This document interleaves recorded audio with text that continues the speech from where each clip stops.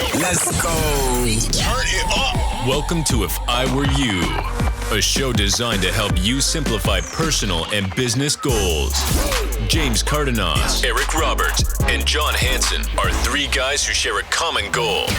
These guys are taking control of their lives, nose to the grindstone every day, putting themselves in the best position to experience all the positive things this life has to offer. Yo, that's what I'm talking about. Yeah. All while knocking down mental walls like a Mack truck.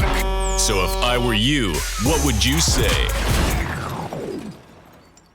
Fired up, dude. Let's do it. You ready? I'm ready. I'm Eric Roberts. I'm with my insurance guy, my co-owner over here, James Cardenas. That's me, baby. You ready for this? I'm ready. Let's bring on the knowledge. Make me better today. I'm going to be a sponge today. We're here with Mr. Gilbert Granados. Gilbert has made a huge impact in our lives as an agency. You know, he's our partner consultant with Integra. Gilbert's also an insurance agent, but we have a great relationship with him. He's been a huge mentor for us. You know, just a quick bio on Gilbert. Dude, I feel like you've been all over the place, which is definitely perfect when it comes to business owners, because you don't have to be an electrician to know how to run a electrical business. You've owned a sign company. You were at Allstate doing agency consulting for 25 years.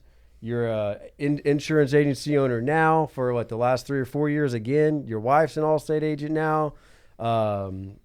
You're a speaker. You're a trainer. You're a John Maxwell business coach since 2014. How do you do it all, man? How? All I can say is just being around people like you guys. You know, you keep me plugged in, and you keep me leaning in, and you keep me refreshed, and that I think that's so important. Just the heart of just wanting to keep green and growing, not ripe and rotting. Right. So you're from San Antonio. Or are you from San Antonio? Originally from La Luz, New Mexico, and that's close to Cloudcroft and Ruidoso, if you guys have been around there. But really I say La Luz because there's like 600 people there. The big town is Alamogordo, which is maybe, I think, like 30,000. So I'm originally from New Mexico, and I moved from, lived in different places, but moved from El Paso to San Antonio with Allstate. Awesome. You've been in San Antonio now how long? About 25 years. You got a beautiful family. You got a daughter, 2 sons or 1 son? 2 sons. 2 sons. How many grandkids now? 2 grandkids, 8 and 6-year-old, 2 boys. And San Antonio is a great place to raise a family too. Most definitely. I mean, great place to raise a family, start a business. I mean, Texas in general, but San Antonio is just done wonders for our personal lives and our business lives. So, you know, it's funny. Fun fact about Gerber: played baseball in college. Oh, you're kidding? What position? I did. So I'm short. So played shortstop. Played shortstop. They didn't let me play pitcher. They didn't let me play first base. Well, pitcher in Little League, but sure, not as you got into the bigger stuff. Yeah, but so you're not afraid of shit coming at you fast. No, because I'd always tell somebody, it's funny, but I go, man, I'm not, that pitcher's big, but, and I'm small, but I'm not going to fight him. He's not going to come and beat me up. So that's right. He's just throwing a baseball at me. That's pretty funny. I've always admired anybody who continues to play baseball, because if you can stand in a little rectangular box and stare that guy in the eye while he's throwing a ball at you 95 miles an hour, you can pull that mic a little closer. Right. You got some cojones, man. Oh yeah, man. And that's with sports and in life, I guess. Yep. Man, one of my best friends from high school, I got to see firsthand what it's like being a college athlete. Best friend from high school played football at Baylor from probably 2003 to 2000 and 4 years, 2007. Baylor at the time, this was pre-Robert Griffin, so it was not what it is now. However, those athletes out there, the collegiate sports at that level is literally a full-time job, and it is so competitive. The mental capacity it takes to be a college athlete is just it's crazy. Sean and I lived together with two other football players, and I was just dumb going to college, right? And these guys were like competing at a whole nother level, and it's no mistake that the path why a lot of these collegiate athletes are so successful in business because of the mental. The mentality it takes to be a collegiate athlete, man, it's crazy. I totally agree with that. I think that sports has been such like a blessing in disguise for my life. You know what I mean? Just because all of the things that you learn, like it's not just about you. If you fail, everybody else has to do push-ups, not you. You know what I mean? And it's just perseverance and teamwork and working together. I guess that kind of goes into the same thing.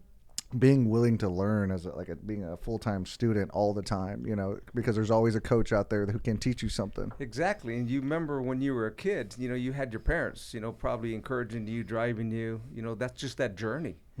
And if you simulate that even when you get older, you're trying to create that harmony, right? Togetherness. And yeah, I mean, being an athlete is from 5 years old, being a major leaguer, and somehow you got somebody that's been your running mate. Just come on,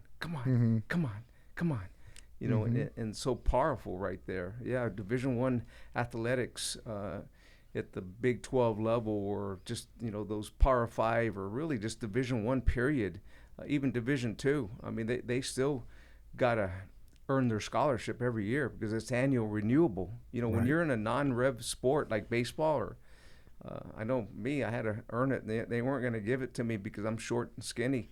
But it's true. I mean, every year they would talk to you at the end of the season and say, this is what we think of you, and this is what we see of you. And you're like, oh, man, I was getting 25%. Now I'm going to get 5%.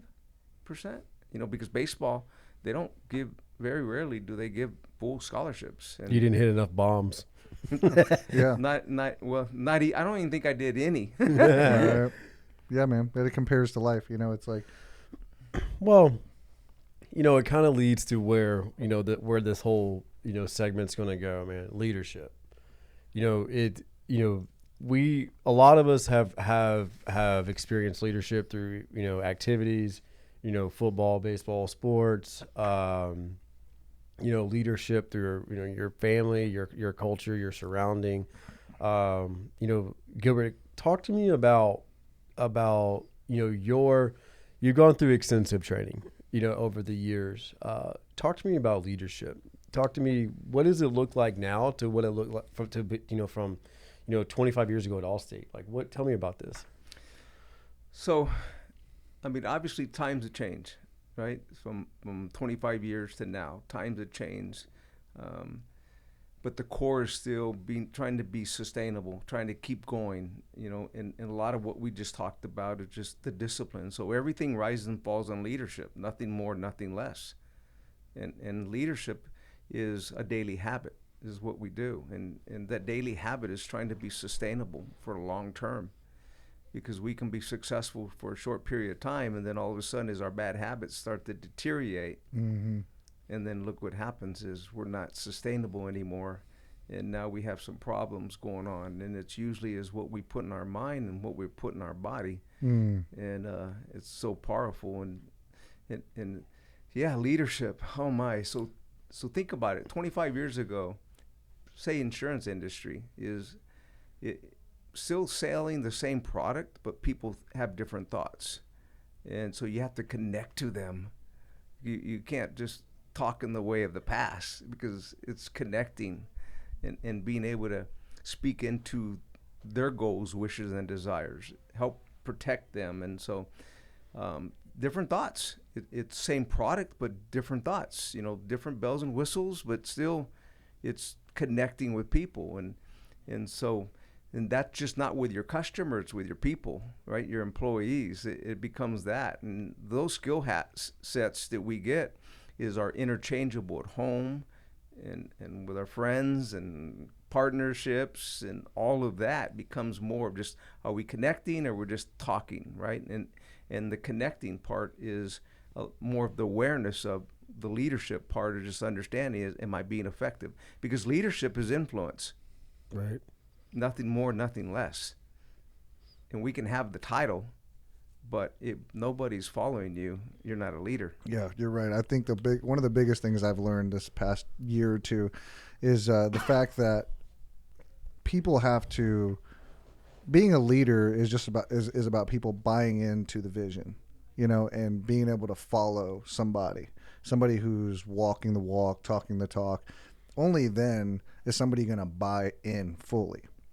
You see that, there's pictures and memes out there of, there's one is like the leader pointing at the group saying, do it like this. And then the other one is like the leader with the group, like saying, do it like this. Right. So from what I'm gathering, it's, leadership, although technology has changed and so much has changed within the last 50 years, it all still comes back to making a connection with people and learning that you're going to have to deal and manage different personalities in order to become an effective leader. That's so cool, because it's me to we, right? It's not about you, it's about we, especially if you have somebody else, and more now becomes influence. And so that influence becomes wow, okay, I do have to act this way because somebody's paying attention. Our kids are paying attention. My grandkids are paying attention. Sure. And your employees are paying attention. And we start to see as well, am I really influencing them? It's true. Well, and you can tell pretty quick, man. I mean, it kind of goes back to the saying, the numbers don't lie. You can tell how great of a leader you are based off your numbers of whatever you're trying to accomplish, right? Like if we're trying to accomplish a huge goal, we want to sell, let's just say $500,000 in new business premium. There's the questions of, why we want to get there, and then how we're going to get there, and then when we get there, what it means to everybody as a team. You know what I mean? Because there's always you always got to have some kind of party, right? Some kind of reward, because, you should acknowledge the fact that this was a big goal. I might have put it together on paper, but as a team, we accomplished this. And so we're all going to get rewarded. Leadership is funny. It comes in all shapes and sizes. One thing that I enjoy about it is you get to connect with people on a individual level to get, for me, I got to connect with 18 individual people to get one vehicle moving forward. And that's what I like about it. That's what I like about the challenge. Because I don't know, man, we've all had a lot of relationships in our lives, and it's hard to get a lot of people moving forward in the right direction, man, because you got egos and you got, just not a buy-in, or you got, everybody's in different points of their lives where, some people, they're, maybe single moms and they got to go home at 5:00, or, you know what I mean? There's just it takes a lot of buy-in. Yeah, it's exhausting. It can be exhausting. You're dealing with a dynamic situation. You're dealing with people, and people are never the same every single day, right? So I think that's a great point. I got to shout out this Facebook group that I'm in. It's leadership motivation. So I'm going to post this in that group. So hashtag that whole group. But somebody asked, what does it look like when you reach your goal? How, and how do I avoid burnout? And, I've only learned this within the last couple of years of working with this guy and, working with Integra and you just becoming successful, is that you'll never really reach the top and you'll have nothing to do. It's always evolving, it's always changing, and you're always managing people. So if you want to get to the top faster, it's not about work yourself harder. It's become a leader so you can delegate all of the tasks that you're trying to do and have them buy in. So it's amazing. It's cool. So it's so powerful. So we sometimes think, when is this all going to stop? When am I going to be successful? When am I going to have everything I want? When is everything going to be perfect? And there's no certainty. What we do have control is our actions, what we put in our thoughts, who we hang around with, things are going to happen. You said we have different thoughts every day. Yes, we do, because something happens in our kids, our family, or our spouse, our employees. You know, my stomach hurts today. I have a headache. It just, we don't know. But what keeps it going is, my opinion, is have a good inner circle, good mentoring, read good books.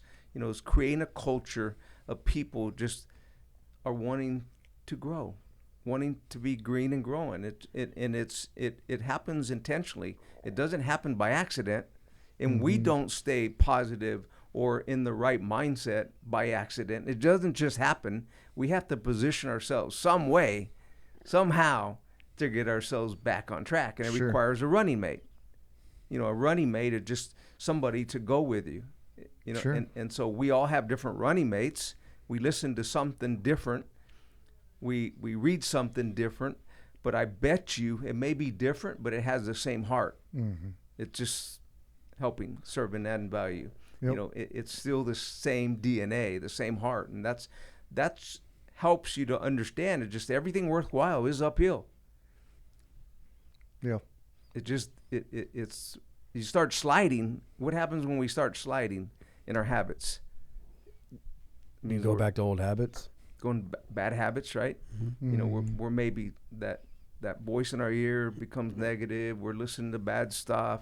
We're hanging around with bad stuff. We're maybe eating too much bad stuff sometimes, or something is going on that we got that, you know, that little bad thought, because we all get it. I mean, from millennials to Generation X and being my age, I mean, why do I feel worthy to hang out with you guys right now, young? Well, because I want to. I want to be around people that have the different thoughts but have the same heart that I feel you have.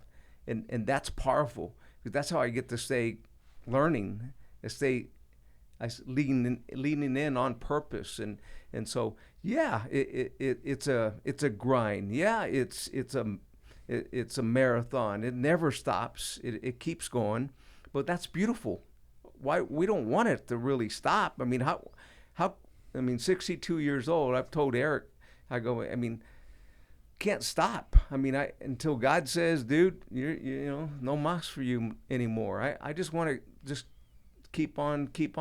Right. And that just keeps me refreshed and pumped up and excited and you know, it's just part of it. I mean, you can only drink so many beers and play golf and go visit so many places for a whole year or 2 years. And then what are you going to do next?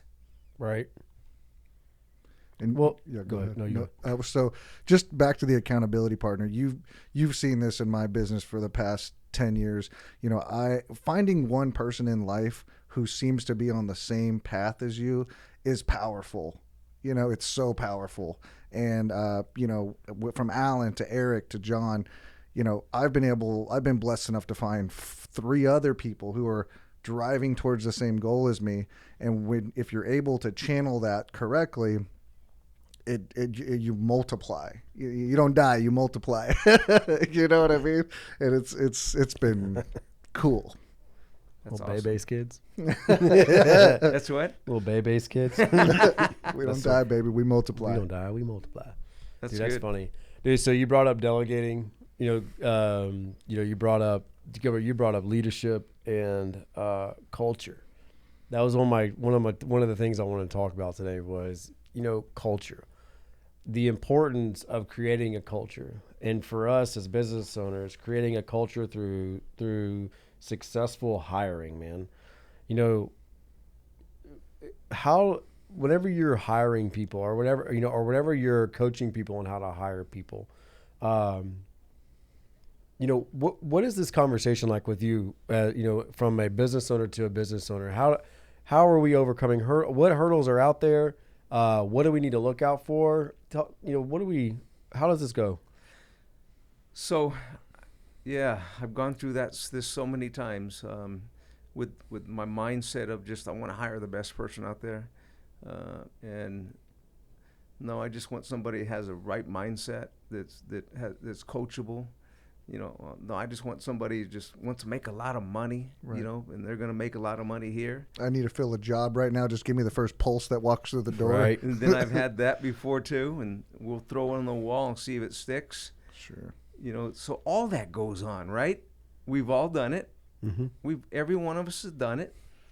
But then all of a sudden we start, hopefully, start seeing that, who do I want to hang out with every day? Who do I want my people to hang out with? It's culture. Mhm. So you want that same person that has different thoughts but has the same heart, right? Has that Right. same heart. And so, because I think they're usually more coachable, and they'll do things that towards the team for the culture. What are specifically some of the things? Like, we all know what heart is in this room. We have our own definition, but when you're talking to somebody, how can you identify, okay, this person has heart?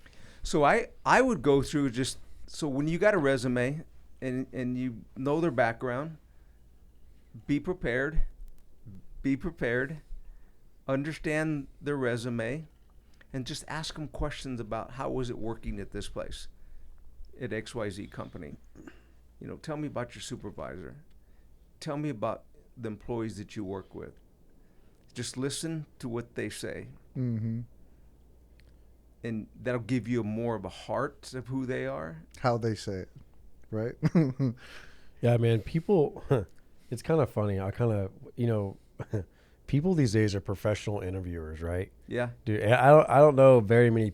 I haven't been through very many bad interviews. Mm-hmm. I was talking to another, Integra partner of ours the other day. He'll be here on Thursday, by the way. Mm-hmm. I was talking to another Integra partner of ours, and he was like, "Man, I hate hiring." And I said, "Josh, you know what's worse than hiring? Firing." Mm-hmm. And he's like, "That makes sense." Oh, yeah. And I was like, "Dude, if you don't hire well, you're gonna fire a lot of people." And nobody wants to, your current employees are going to see that this is a revolving door of, of employees here. Mm-hmm. So then they're going to be like, "What's wrong with this place?" Why? And they start getting in their own brain. Yeah. Man, culture is huge.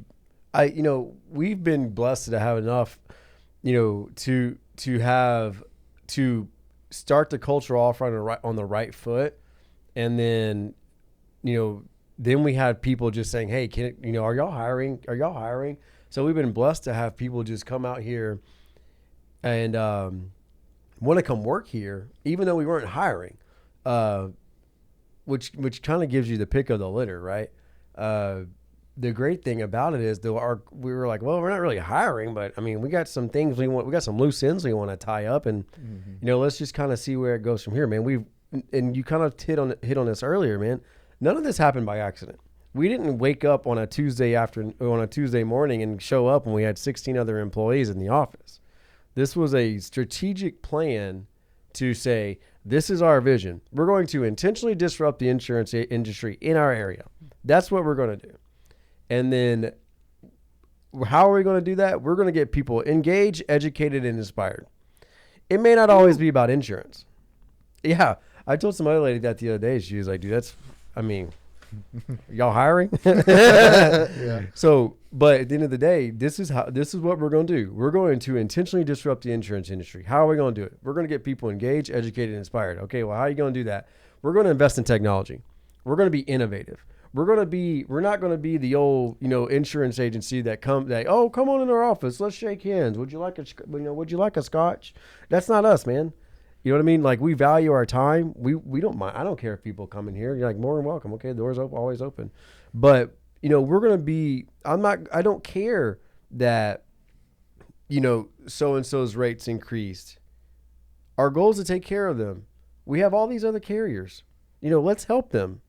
You know what I mean? Because that's what they hired us to do from the very beginning, 365 days ago. It's creating a culture that just wants to help people in the grand scheme of things. And the first couple hires, you don't fully know that the culture is there or it isn't there because you're just so buried and you're just working your tail off so hard. But you really can tell when you start to get 5, 10, 15 people in a room, all of a sudden you start to realize that, hey, that culture thing that I thought was kind of BS may or may not be. Now I believe in it now. You know what I mean? Because you're right. It's the heart, and they all carry the same heart, and it's pretty incredible to get them all in the same room, pulling towards the same goal. You kind of feel unstoppable sometimes. That's Oh, yeah, powerful, man. That's powerful. Well, who doesn't want to hang around with people who are going somewhere, and you're also gonna equip me. You're also gonna care about me. You're gonna do all these things, and that's pretty cool. Most definitely. So, but it happens intentionally, like you guys just said. You have a vision. A vision has a statement. A statement is the vision, and then we're having actions to go in that direction. And now we have a roadmap.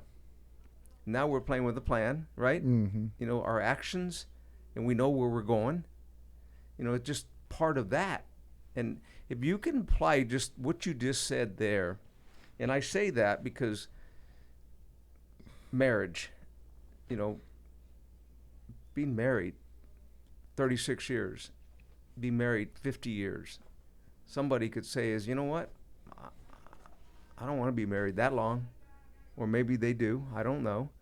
But to stay married for a long period of time, you have to be intentional. You have to want to. Because Right. otherwise we can just go, I'm out of here. I'm making some money. I go get a hotel. I'm just going to stay there. And then all of a sudden things happen. But my opinion is if you have a culture of it helps you too. Because you can be the owner of the business. It's also helping you too. Because it's keeping you accountable. Right. To stay on the right track. Mm-hmm. And that's good too. Right. Because you're being intentional. You're front end thinking. Right? Mm-hmm. You're not reactive. You're not just doing it. We don't know where we're going. It's keeping you accountable, and that's refreshing. And then you feel, you know what? I love this place. I enjoy what I'm doing. And then you start doing what you're doing now. How many insurance agency owners do what you do right now, wanting to serve and add value? You could be writing right now, probably, pop 20 quotes each and close more and looked at some, but right now you're serving adding value.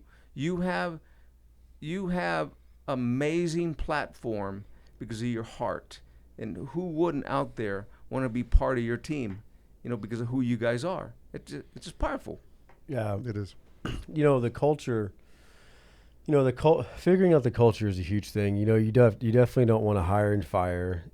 Training is great. We can talk about training in a little bit, but training is key. The accountability, the employer to employee, and then the employee to employer accountability is definitely, it's there. You know what I mean? Because, there's not anybody in our office that's not going to tell you how they feel at any particular moment about something. And sometimes they're right and sometimes they're wrong. Sometimes we have to focus back on, okay, so what are we trying to accomplish again? That's my favorite thing within the whole entire office. Don't ever pick up the phone without knowing what you're trying to accomplish, because then you just have a useless conversation with somebody. Or they take control of the conversation, and what you were trying to accomplish, now you did it, at the end of the day. So, a lot of that has to do with culture, putting together, what we have kind of termed as the respectfully aggressive sales machine. You know what I mean? Mm-hmm. We've invested in technology to help our people be as successful as possible. We probably pay every bit of $1,700 a month in technology so far, but it makes our agency better, and it makes our people want to work here because they don't have to work quite as hard to get great results. Does that make sense? Most definitely. So we talked about culture, you brought up playing with a plan. Every time I see you on Facebook, man, you're hashtagging playing with a plan. This obviously has, over your last, over your professional career, playing with the plan has obviously kind of have a concreted into your brain. I feel like every time before you make a decision on anything, it's always, okay, am I playing with my plan? Yeah, and most definitely. So it's given me some perspective. It's so being in a high performance environment for so many years, I couldn't wing it, and I couldn't explain my results if my numbers were either good or bad. I had to have an idea of just what I got to do every day, and for the week, and for the month, and for the year. So the play part is just, I got to move forward. I can't just do nothing. So play with a plan has been with our brother Alan Long. He remembers that forever. I've said that, and because I had to have something in my mind to get me going so many days. Because if I had 300 agents and I had 10 managers helping me manage the 300 agents, I mean, we had to be strategic. Right. A lot of personalities. We had to be strategic, and we had to. So if I had a goal, if I had 300 agents and I started the year at 2020 with 300 agents, and my company says, your plan is based on 330 agents, y'all. And you're starting January as you have 330 agents. But you don't. Right. So you hire early, because the more months you have less agents, your plan is you have 330 agents. So you got to hustle to hire more, and you've got to also get more from your existing agencies, right? So you got to figure out things on who's on the fence and which way do they want to go. Do they want to go over the fence to do more, or are they on the fence, they don't know yet, or do they on the fence, they're going to get off the fence and just hang out?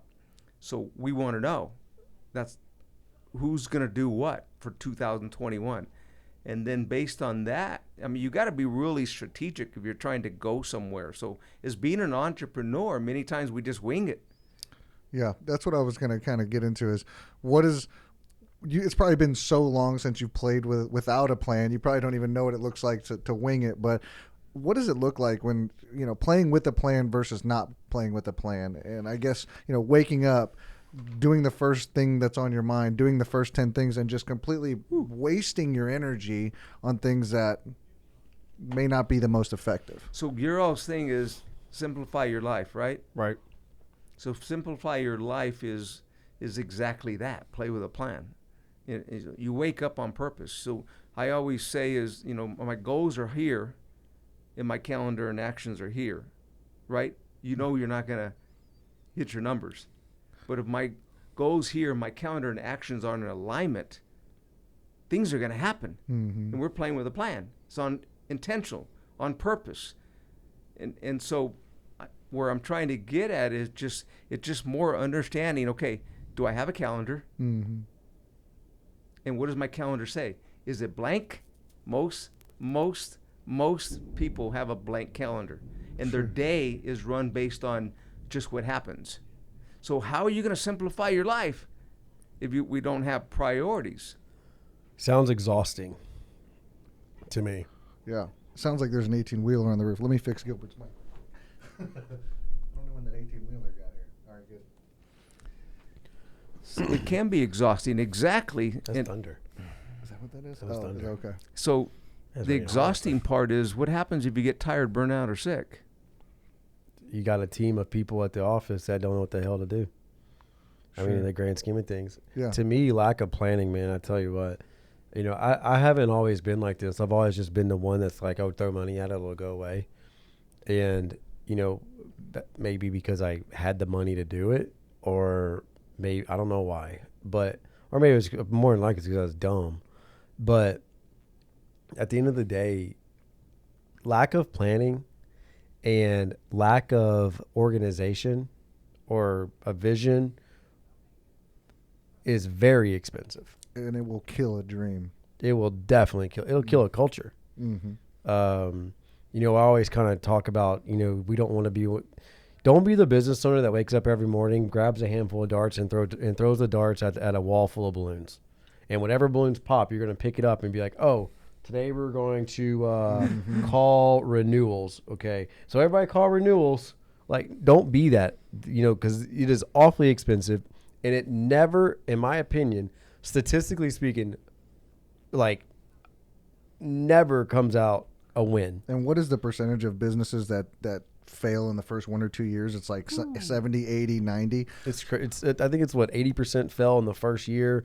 Out of the 80%, out of the 20% that make it, another overwhelmingly high percentage, fail within the next 3 to 5. And what's crazy is that you don't know what you don't know, right? So if nobody ever taught you to be business minded and how to run a business, which was probably me for the first however many years, you are going to make those mistakes, and they're going to be expensive, and it's going to cost you energy. It's going to cost you time until you either figure it out on your own, which takes a lifetime to do, or you meet somebody or a mentor or someone who has run a business before that you can avoid a lot of those pitfalls.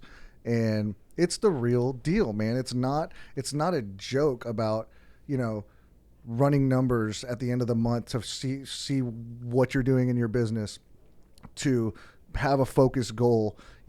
It might sound great and people might wake up and say, that's what I want to do in my business, but actually enforcing it are the things you have to do to survive. It's not negotiable. It's no longer negotiable. This is your money. There's a finite amount of it and time, and it's up to you to put all these things into place, because it's not a puzzle with 10 pieces. It's a puzzle with 1,000 pieces. And if you don't put them together in the right amount of time, in the right way, everything will be fleeting. Well, and the other thing too about that is, we talked about this. In my prior life, I worked for, or my parents owned a restoration franchise. We would, water, smoke, and fire restoration, cleaning up disasters. Yep. And the great thing about franchises is that a lot of the times, in order to be involved, you just had to have the capital, right, to be involved.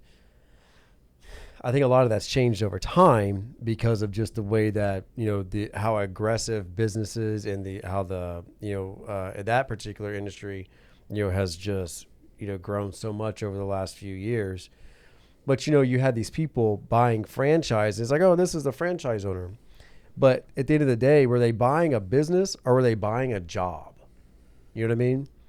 And you could tell right away the ones who just didn't like their other job anymore, and they just wanted to get into this, so they got into this job. Because there's the other saying here, don't work in your business, work on your business. Otherwise your business will run you. You know what I mean?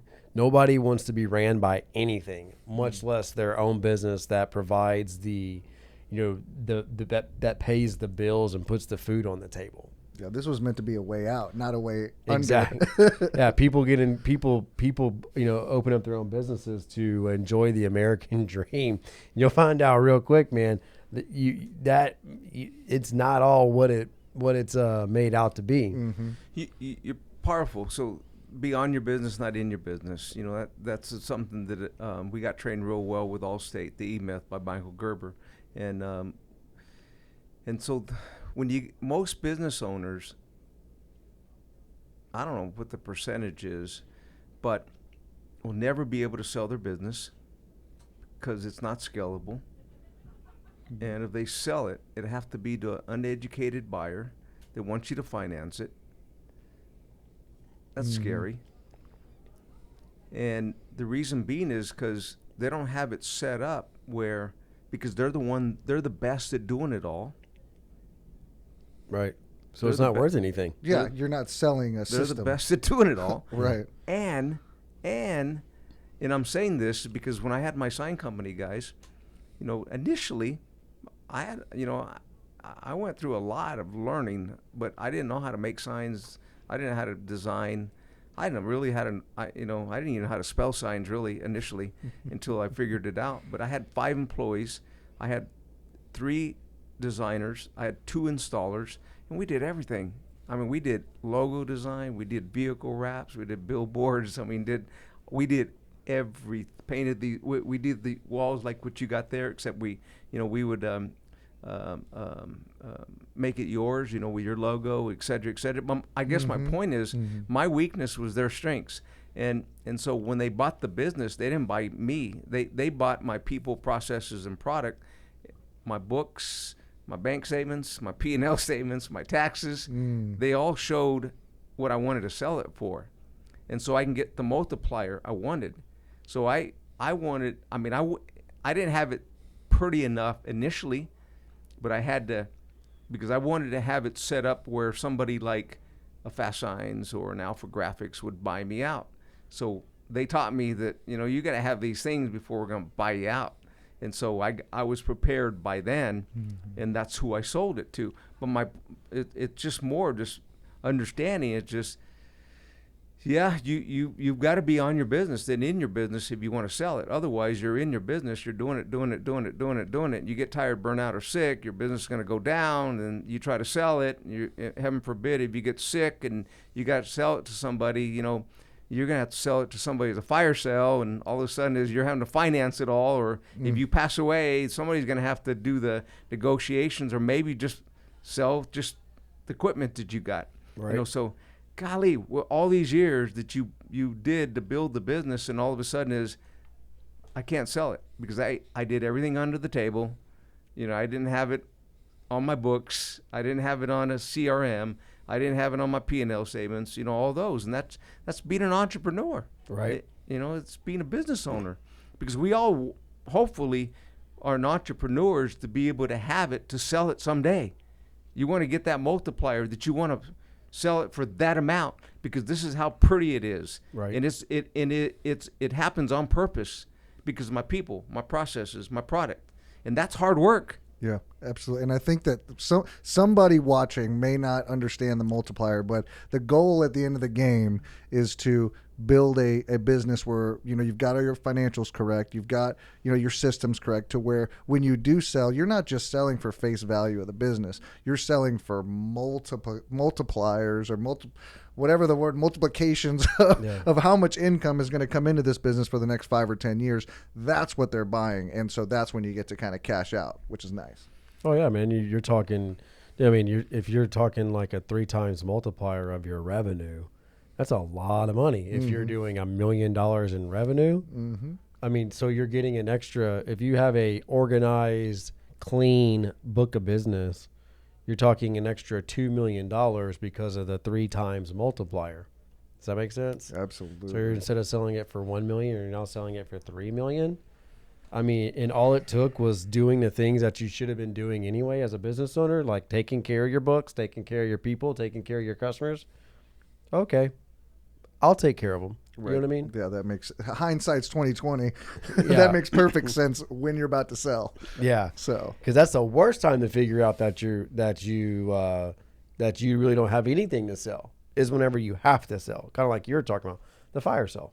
All right, well, I'll just, I guess, because at the end of the day, we all know, we you know what it's worth? It's only worth what somebody's willing to pay for it. that's right. That's right, man. You got that right. And if somebody's going to take huge financial risk, they're like, oh, well, if this is a huge risk, I'm not going to pay top dollar for it. They gotta cover themselves. So it's all negotiated, right? It's all negotiated, and you're exactly right. But if you have the documentation, which is people, processes, and product, you have procedure manual, you have employee handbook, you have job descriptions, you have your stuff there, and then you have your people. You explain what they do, blah blah blah, all that stuff. That's people and processes, and then the product is just your P&L statements, your bank statements, your bookkeeping, to be able to show that my agency's been producing this for the last 3 years because of my people and my processes. that right there helps the multiplier go from 3, like you said, or maybe from 1 to 3, or 1.5 to 3. It's that. How many? If I could just say is, so how many businesses that there's 3 ways to grow a business we've talked about, Eric, many times is get more new customers, keep your existing customers. That's retention program. And number 3 is add more products to your existing customers, right? Most businesses just play with one. Get more customers. That's it. It's all transaction. Right. It's all transaction. That's it. And I say that is, I mean, a lot of businesses rely on that. And to me, I don't understand that, because number 2 is you keep your existing customers. That's renewals. That's residual income. Or like a sign company is, they're going to keep buying signs back to you if you have a system on purpose that keeps them coming back, and then add more products that they've not bought from you because they already know, like, and trust you. I mean, why not grow within your new blood that you're getting?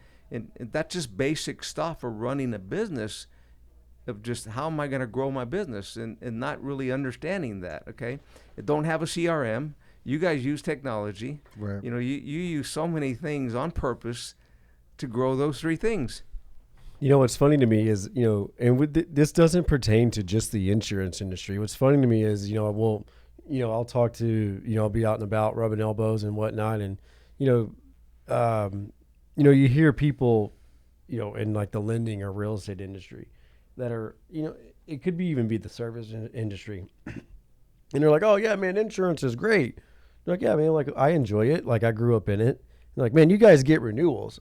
I'm like, dude, so do you. They're just not called renewals. What they're called is staying in touch with your current clients. You don't have to have, a plumbing company can get renewals, how? In the form of another product or another from changing out a faucet to now you're changing out a toilet. That's what? The renewal was the toilet. Yeah. You know what I mean? Or changing out water heaters. Those are called renewals for you in your line of business.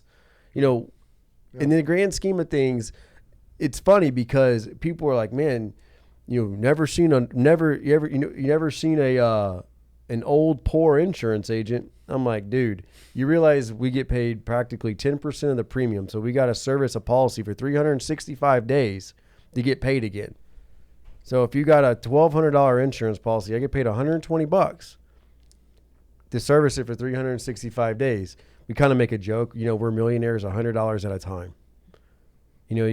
But the point is that everybody has a form of renewal within their business. You can choose to go find new customers, which is, we all know, is the more expensive way to do it. Or you can just maintain and please the customers that you have through offering other products and just outright just staying in front of them in some way, shape, or form. That's so powerful. And there's an expense ratio if you're just a transaction-oriented business. I'm just relying on the phones to ring, and I'm waiting for people to come in. And I just hope today it's busy. Right? Yeah. That's a pretty tough way to live, to manage a business, right? And when it's good, it's good. And when it's bad, it's bad, baby. Well, the feast of, and they call it feast or famine, right? That mentality will, first off, it's going to be the death of your business. And then second off, you will never have the culture that's needed. Because you can't hire. You're afraid to hire whenever you're feasting, because the famine's coming, right? Mm-hmm. So you're afraid to hire, because then you just end up hiring and firing. I've been in that industry that was like that, where it was feast or famine. You either had 15 jobs going on at one time, or you had none going on, and man, it's very uncomfortable. It is very uncomfortable, because you can. The one thing me as a business owner that I want to be I want to control the controllables. So whenever you're living that feast or famine lifestyle, you don't control anything. You do not control anything, because your business is controlling you. But all it takes is maybe regrouping and thinking about what your, maybe another product you can offer, or simply just a CRM or some kind of technology to stay in front of your people. Those are your form of renewals. Mm-hmm. Yeah, regrouping is a big deal.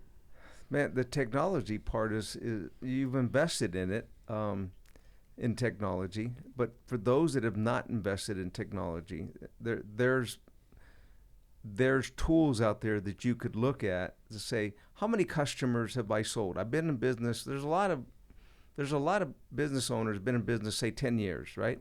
And you ask them, how many customers do you have? And they're like, because everything is on, maybe just on, who knows, on a piece of paper somewhere, or a notebook. But so now it's looking at is the rusty file cabinet that's been in the back of the office, right? You know what I mean? It's probably got more spiders than files. Been there, done that. Got the T-shirt. It's real world, though. I mean, it's even happening today. Mm-hmm. It really is. On a spiral notebook or on a file cabinet, they still have the vanilla folders. Mm-hmm. So you're really looking at, what are your goals? Because your goals, then you can back into it with what's the recipe to hit the goals, what's the ingredients to hit the goals. And that's play with the plan again. Or just understanding. It's just, you're not capped. You're capping yourself as a business owner. You capped yourself. Mm-hmm. There's no lid. And many times it's just, I believe we get to a point where we reached our leadership lid. And every business hits a point where you reach your leadership lid. You get to a point you start seeing as, what? I've got to be around lid lifters. And lid lifters are just listening to stuff like what we're talking about and reading books and listening to other personal and professional type development things. Mm-hmm.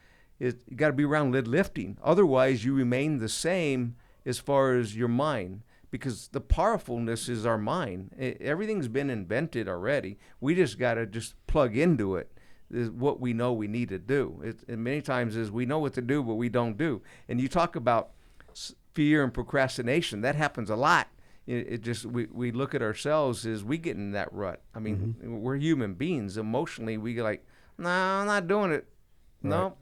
I'm checking out. Yeah. Well, kind of back on the organization thing, knowing your people is a major accomplishment. Understanding your employees, a lot, we talk about, a lot of your major corporate people, your major, your Medtronic, your major businesses, they talk about, reviews, annual reviews, or, 90-day reviews after a hire. And there's a reason why they do that. Mm-hmm. You know what I mean? It gets lost in small business because we're always around each other all day long. Right. Mm. But, people think people are money motivated, and I'm going to challenge that opinion because I feel like most people aren't money motivated.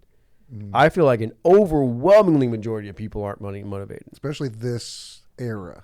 Maybe it was different in a different era, but it's changing. Well, in a big way. Just think about it though. Like for me, my parents both worked. They worked very hard. I choose to live that same lifestyle. But maybe for somebody else who saw their parents work, 8 to 8, 8 to 6, to make, to keep the food on the table and make ends meet, they're like, man, I don't want to live like that. Mm-hmm. You know what I mean? Like, I'm fine with making $50,000, $60,000 a year. As long as I'm supporting as long as I'm gonna do the other thing. I'm gonna do what they call the quality of life. I'm gonna be balanced, because I mean, at the end of the day, what's that one that whenever you're lying down and you're dying, people always regret not spending enough time with their family. Mm-hmm. Nobody wants to be like that. I don't think many people are money motivated these days. Now, they want to make money. They don't want to make, they don't want to struggle. But at the end of the day, people want a very balanced lifestyle. That's just what I've noticed within my own hiring, and I agree with it, quite frankly. There's a reason why there's employers and there's a reason why there's employees. Mm-hmm. powerful statement there. So you got employee mindset and employer mindset. So the employee mindset is when you were an employee, you remember, I know I was, when I was with the major insurance player, is they would tell me what my goals were. They told me, this is what you're gonna have to do this year. We're gonna train you. All these things, right? Now you're an employer, you're the business owner, and you have people. You don't leave that mindset of what you had as far as accountability, discipline, equipping. You want to have that in your business so your people will flourish. So you're equipping them. So you don't want to lose that discipline. Many times you become an entrepreneur and all of a sudden you just, I don't want to do all that stuff because that's why I left that. Well, you're right. I got it. It's true, but you still want to have some direction. You still want to have some discipline built in, because otherwise I don't know what business that's ever flourished with not having a mission, goals, wishes, and desires, a mission statement, a vision of where they're going. There's no way. We don't just go and doing it. And so got to create some roadmap as an entrepreneur, as a business owner, because then I believe your culture, retention issues start to go on. Right. All that starts to go on through time. And so people start doing well and winning, then all of a sudden they start checking out if they're not being fed. And that's pretty tough to do is a growing business, is to staying in contact with your people, because you start seeing that they're going astray, and sometimes you can't see the forest when you're among the trees. Right. You just can't, because you want to see where we're going. And that's so much of being that CEO of your business is knowing what's the pulse. And sometimes we just become a creature of habit, become robotic, meaning everything's going good, my numbers look good. But sometimes through time, culture eats vision for lunch. After a while, you start seeing in 6 months, 12 months, there's some problems because of what's occurred in the past. So it's never ending being an entrepreneur. It's just part of it, but it's refreshing, because I think you're equipping people, you're helping them win. You get to see them with their kids, and they get married, and all those things that go on in life, and you guys as well. I think it's so powerful being an entrepreneur. You mentioned something earlier about people not wanting to make money, and that's I've been thinking about that too. And I don't mean people, but I'm just saying just maybe a certain it's a mindset, because quality of life is important. It most definitely is. And I say it's creating harmony. It's bringing people together to want to be in a place that is helping them, loving them, giving them direction. They're winning. It's creating that harmony. Just want to hang out, because you got a lot of people in a high performance environment that we're in. They're making a lot of money. Some of those people, in our industry right now, they're making some money. Right. They're making some money, and look at what's going on right now. We could see some craziness in a year. What's going on with families and stuff like that, because money sometimes changes people, and all of a sudden is like, darn, my bad habits. I'm buying this and buying that, and my mind is a little different, and it crashes. Right. Yeah. Man, one thing that I've noticed within our industry is that some of the most successful, like realtors or whatnot, have came from a strong organization that preached structure. Because it's a frame of mind at the end of the day. Structures are frame of mind for for people like us. It's like that what's that quote? If you don't know where you're going, any road will get you there. Mm-hmm. Structure prevents that. Planning your calendar. You talked about, most people don't have anything on their calendar. Man, my calendar is literally full of appointments and color coded. And then by appointments, it's just not everything is an appointment. Some of it's task. I need to do this. But being disciplined is a frame of mind to accomplish those tasks. Everything, we talked about this with another group, and talked about with Carlos, one of the teams, one of my people on the team. If you are not mentally ready to accomplish something, you will not do it. You know what I mean? If you tell yourself you want to lose weight, or you tell yourself you want to quit drinking, if you are not mentally bought in, you will not do it. That's how powerful and strong your mind is. And that may come in the form of, man, I've been doing this for the last 20 years, and today I want to change. That's a great time to mentally buy in, Great time. And so you guys, you young whippersnappers, as I say. I'm 35, by the way. young whippersnappers, 35 years old. So you're 35, 36, 37. Oh, you're as old as my oldest son. So hanging out with you guys, my oldest son's age, and that's how can you meet a baby boomer my age, is being able to be around talking with people like you guys. Is you keep my mind where it needs to be, where I want it to be, where I want it to be. I don't want to be where thinking that I'm ready to check out, or I don't want to grow, I don't want to learn, I don't want to have those conversations, because I don't want to check out. And so just being around energetic people like you guys it's keeps you green and growing. And can you imagine being a Generation X, 35, 36, 37 years old, and saying that, you know what, I know it all now. But yes, you can know it all because everything's been invented already. But the next level, or for you to stay where you're at, is, my opinion, is relationships. Are you good with relationships? And relationships with yourself. Do you take care of your mind? Do you take care of your body? Sure.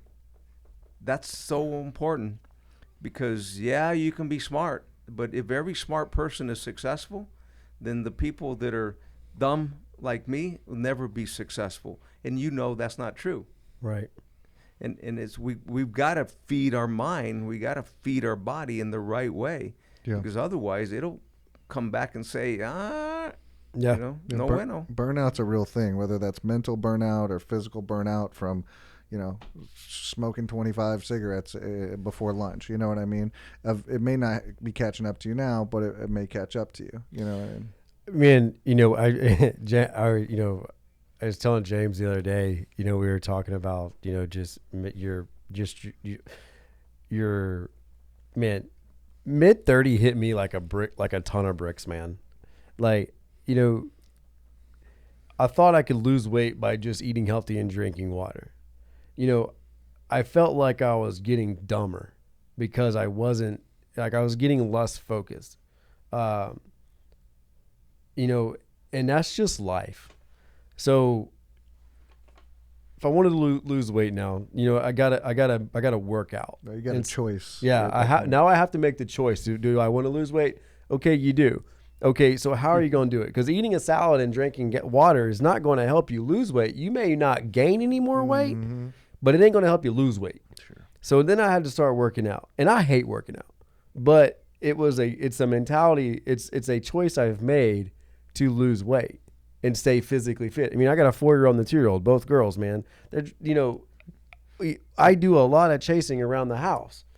You know what I mean? And a lot of cleaning up after, quite frankly. Right. In the grand scheme of things. They're going to need a tough, big-ass dad to take care of them when they get older. Yeah, I know, right? And then, we talked, and then the focus. I was telling James, I was made a joke in the office. It was like, man, I bought these puzzles so I can, because I was reading a lot, my eyes started to hurt a little bit. I wanted to give my eyes a break. I felt like I've gone through, 30 pair of glasses in the last 3 years. I feel like my what are they called? Optometrist or whatever. I feel like she's on my speed dial. But I told the team, I was like, I got to quit reading books for a little bit because it hurting my eyes. And then I started buying puzzles because it's a brain activity, right? It makes you think. So I started buying puzzles. And then I realized real quick that my back started hurting because I was leaning over the table putting the puzzles together. Yeah. So I went from an eye injury to a back injury. And I was like, dude, this is 37. Yeah. You know what I mean? But and go ahead. A similar story, and it's kind of off track. I was watching, and this is just how different stories in different people's lives. I was watching the Mike Tyson fight where he fought Roy Jones, right? And they're both in late 40s, and at the end of the fight, it looks like during the fight, it looks like two got people's uncles in the backyard just having like a backyard fight. Heyday. This is not what I paid $60 for, by the way. But at the end of the fight, Tyson says, you've got to enjoy your youth. And not only that, do maybe as much as you can. What he was trying to say was do as much as you can, as you physically can when you're young, because your body and your mind may not be as sharp as it always once was, And so I'm embracing that. We're embracing that right now. Sometimes I embrace it a little too hard by maybe staying up a little bit too late, working too much, whatever that may be. But another one of my favorite people, 50 Cent, he says, 50, they asked him, why don't you sleep? He goes, man, sleep. I've got an opportunity to make a dream become a reality. Right. I ain't going to sleep. That's good. Well, and that's passion, though. Right. That's passion. Right. Because a dream is a reality. Well, somebody say you're going to make a bunch of money, but it's passion. It's passion. Sure. And it's keep, John Maxwell says is keep putting your dreams to the test. That's a pretty good statement right there. Keep putting your dreams to the test. Sure. And that's passion. Well, and what's so great about it is, your goals are achievable. But once you achieve the goals, they don't stop. Now you're on to the next thing. Mm-hmm. At least most people that I know. And the great thing about it is it makes you better because you have to be innovative. You have to be able to, you're going to go through, trying to get to the next level, you're going to go through a lot of bumps, and bumps make you a stronger person mentally for sure. And when you tell the universe you have a goal, you're literally sending a message to Newton's law to come visit you personally. Yeah. I'm going to go do this. Okay, Newton's law. I'm going to put everything in front of you to make it difficult to get you there. Right. And if you can get over it and you can get over those humps, then you're playing with magic. But one thing though, I definitely have learned, and I've learned this. I wouldn't say the hard way because people have learned it harder than I have, but the key to your goals and achieving them is the culture, not only your business and employees' culture buying in, but you need to have your spouse buy in, because my goals may not be her goals.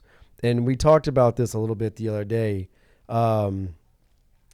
There about 10 years ago, a song lyric kind of hooked on me by a guy named Aaron Watson, little Texas country, country music singer. Great, by the way. We love you, Aaron. Yeah.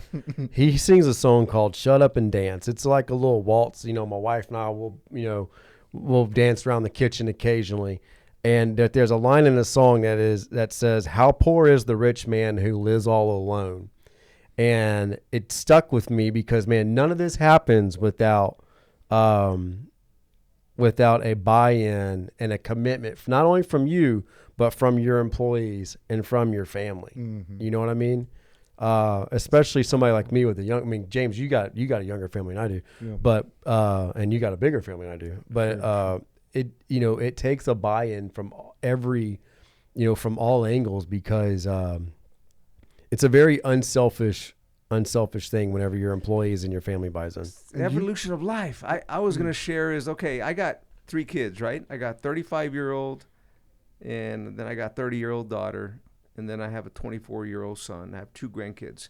But my oldest son, played high school baseball, played college baseball. My daughter was a cheerleader. My 24-year-old played high school baseball, could have played college baseball.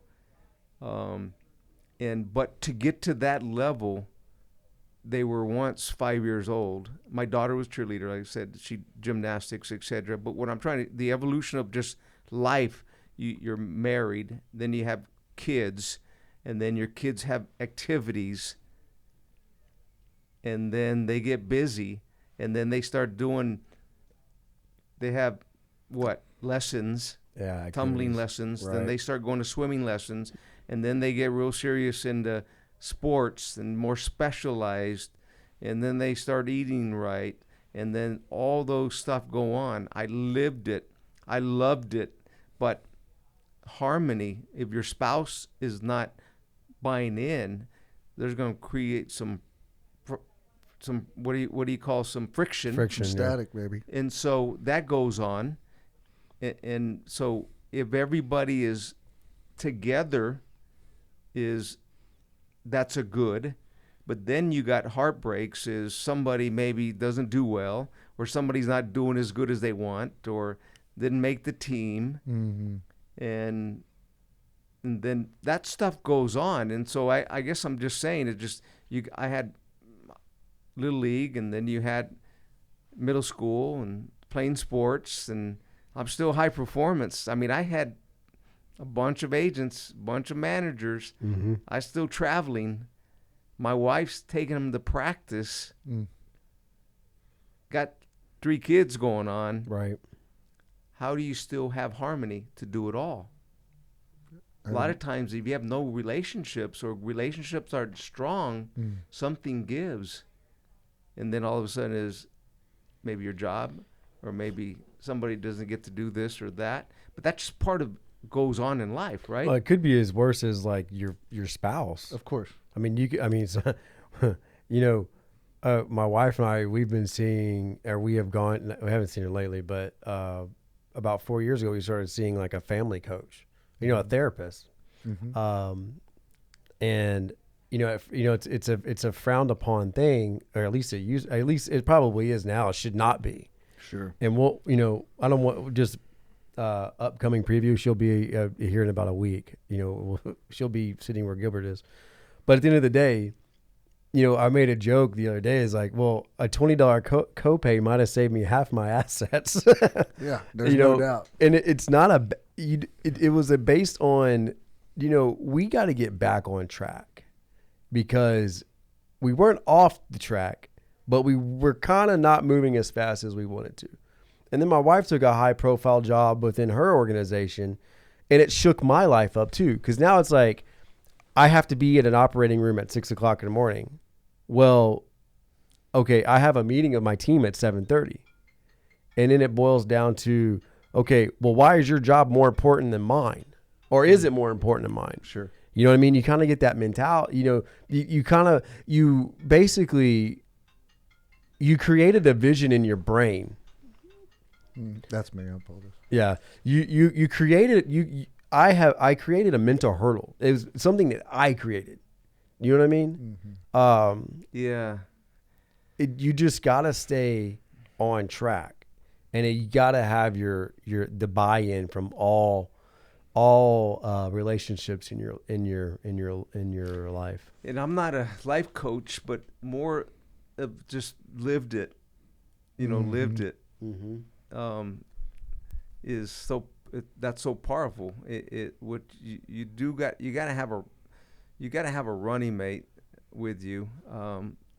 Going understanding from me to we. You can't think about it's all you, and because you got a spouse, you care about that spouse. You love this spouse. You love your kids, but you also have this going on. It's very important to your family, and spouse is doing well, and so after a while awareness is critical. Right. A high level of awareness is critical. And understanding is not about you. You know, it's about we. And you start seeing things in a different way as and so if you want the sustainability, because it's anything we do in relationships, we got to put deposits in there. You can't keep taking, like we know about withdrawals. I mean, after a while, I mean, I go through it right now. It's funny. All the stuff you're saying is just different life cycles are going on. You know, it's funny to my wife. I started sharing a calendar with my wife probably, 2-3 years ago. And my wife knows that if we're going on vacation, it's because she booked it and put it on my calendar. I mean, it's unfortunately, it's the truth. You've committed to that whole process. But I've committed to my calendar, right? So I've made a commitment to my calendar. And my wife knows, man, like if you want to get me out from behind the desk, I mean, not that I work 24/7, but if you want to get me out and take the girls to the beach, you better put it on the calendar. That's good. Because if it's not on the calendar, something's going to fulfill the position.